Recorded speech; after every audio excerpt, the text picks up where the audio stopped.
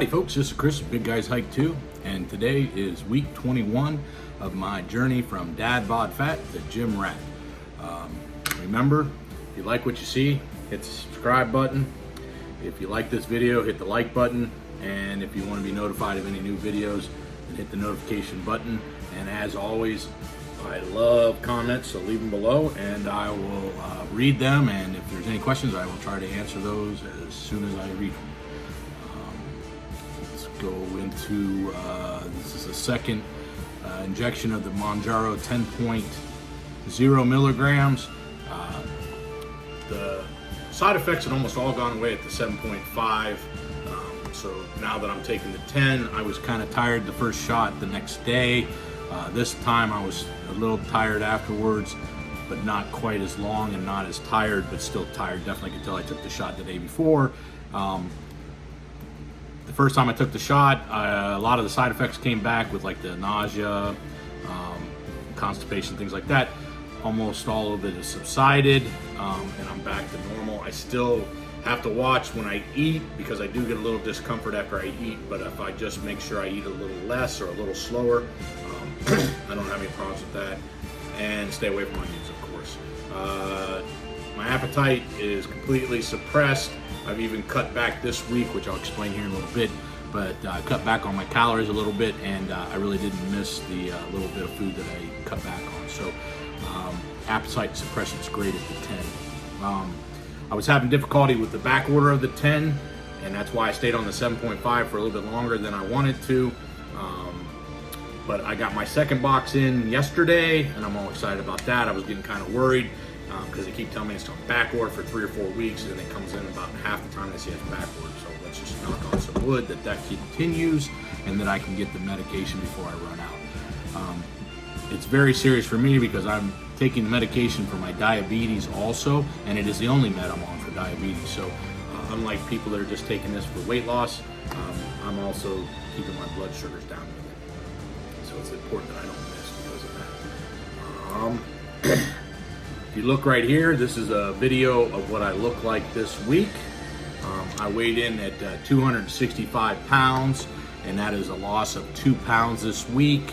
And like I said, my goal, my short-term goal is to get below 250, and my long-term goal is to get all the way down below 200 before the end of the year. And at this rate here, I'm going to be able to make it if I continue at this rate. So I'm hoping that it doesn't slow down towards the end. But if it does, and I have to take a few more months into next year to do it, it doesn't matter, because as long as you're losing weight and getting healthier, you're winning. As far as my blood sugars, I went up in dose because I've been losing weight on the 7.5, but my blood sugars have been staying floating in the 100 to 120 range throughout the day and at night. And I really want to get them down below 100, which is what a normal person would be. And on this 10, I've noticed this whole week that at night I'm staying below 100 the whole entire night, and during the day I go up a little bit, but I don't go above 120 when I eat or when I exercise. So I found with this continuous dextrose that when I exercise, my body goes ahead and starts producing sugar or glycogen and sending it into the bloodstream, so my blood sugar rises when I exercise. So those are normal, but before they were going up to like 140, 150. Now they're only going up to 120 and then coming back down. During the day, I'm staying just above 100, so we may have to go up a little bit more, but I'm very excited about noticing at night that it's all staying below 100. As far as carbohydrates and adding those to my meals, I'm kind of reluctant on that because I'm doing really well, but I did kind of break down the other day, and I had a small bowl of macaroni and cheese that my daughter had made, and I went in and had a 1 serving size, which was a cup. It wasn't a whole lot, but it was a lot of carbs. I think it was a little over 30 carbs in one sitting, and I was very excited that I spiked like a normal person did, but I only went up to 120, like 126, and then I was back down within less than an hour and a half. So that is dramatically improving, so we might be able to continue adding more carbs to my diet and see how that works. I'm not adding sugar, just some of the things, and that probably wasn't the best thing to add, but we had a little bit left over, and I went in and ate it instead of putting it away just to see what would happen. I should probably go with a little bit more glycemic index friendly carbs, but we'll just keep going with that. As far as other issues, I had to go to the doctor to the immediate care. I got tendonitis in my right elbow, which is kind of weird. I've been lifting weights and I do feel a lot of strain in my tendons. As I'm getting older, I've noticed my muscle strength kind of is coming back like it was when I was younger.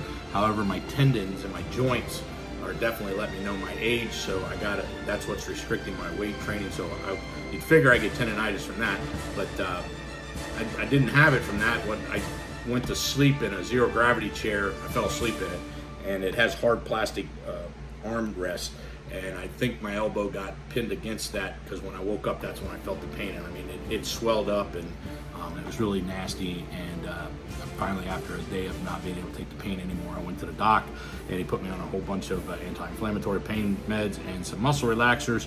I've been dealing with the nagging pinched nerve in my left neck that I've been kind of working on, and so the medication also worked on that. I talked to him about that. So I'm supposed to take a little rest for 2 weeks. So I took this week off from lifting, and next week we're going on a vacation to the beach. So I'm going to walk and do some cardio, but I'm not going to do any lifting while we're there. And hopefully when I get back, I can start back to the gym lifting weights again. I'm going to stop doing the bro split. I'm not getting recovery. I think I'm doing too many sets and working out too long and too hard. And with my age, that just isn't. That used to be my best way to work out, but it just doesn't seem to be now. So I'm going to go back to the push-pull leg day method and back down I'm doing about 20 sets now. I'm going to back down to about 12 sets per body part. So we'll see if that can help reduce that.